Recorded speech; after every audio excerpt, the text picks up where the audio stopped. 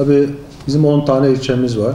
10 ilçeyle ilgili değerlendirme yapıldı. İl koordinatörümüz, 6. bölge sorumlumuz, önceki başkanımız Nurettin Başkan, şimdi Murat Yıldırım Başkanımız atandı.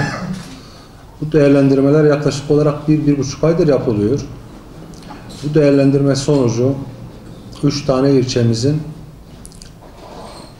istifa etmesi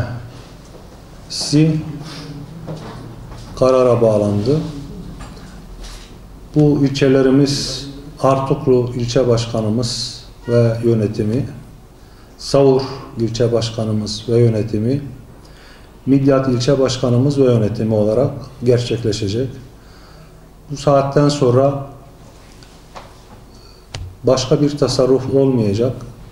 Kesinlikle herhangi bir sıkıntı ya da kendi iradesi dışında olan istifalar dışında değerlendirme sonucu sadece bu 3 ilçemiz sadece bayrak yarışı gibi gördü arkadaşlar ve bayrağı başka bir arkadaşa devredecekler. Yine arkadaşlar bizimle çalışmaya devam edecek. Yine AK Parti bayrağını daha yukarılara götürmek için gayret ve çaba harcayacaklar. Tabii önümüzde Cumhurbaşkanlığı seçimi var. Cumhurbaşkanlığı seçimi Türkiye tarihinin en önemli seçimlerinden biri olacak. Herkesin Türkiye Cumhuriyeti kurulduğu günden beri hasretle beklediği ve gerçekten Türkiye'nin huzurunu ve gerçekten demokratikleşme yolunu açacak bir seçim. 3 ilçemizi ne yazık ki üzülerek istifalarını alacağız.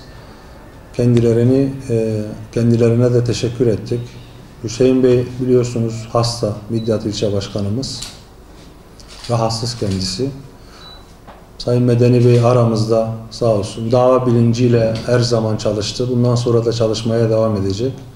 İlhan Bey Ankara'da hastanede herhalde kontrolle gitmişti. Aradık, Mardin'de olmadığını söyledi. Bu konuda bir sorun yaşamayacağız. Tabii bundan sonra istifalardan sonra biz yeni başkanlarla ilgili geniş bir